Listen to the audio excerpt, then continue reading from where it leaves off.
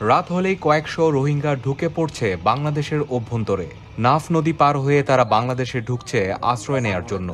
মায়ানমারের সরকারি বাহিনী ও বিদ্রোহী আরাকান আর্মির মধ্যে চলমান যুদ্ধের কারণে তারা দেশ ছাড়ছেন প্রতিদিন।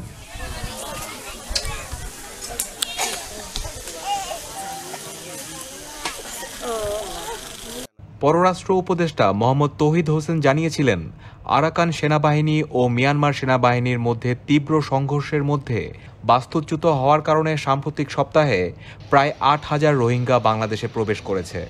এই ঘোষণার পরও প্রতিদিনই শত শত রোহিঙ্গা ঢুকে পড়ছে বাংলাদেশে।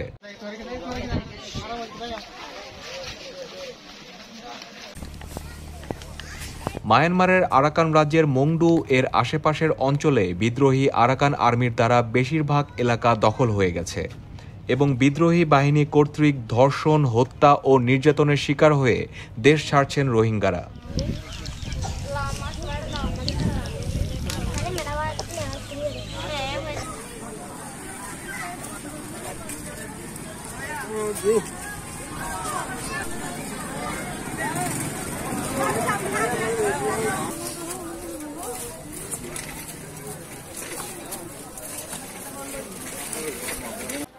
বাংলাদেশের কক্সবাজারের উখিয়া ও টেকনাফের ৩৩টি ক্যাম্পে বর্তমানে ১০ লক্ষেরও বেশি রোহিঙ্গা বসবাস করছে। তাদের বেশিরভাগই ২০১৭ সালে মায়ানমারের জান্তা সরকারের হত্যা ও নির্যাতনের শিকার হয়ে বাংলাদেশে পালিয়ে এসেছিল।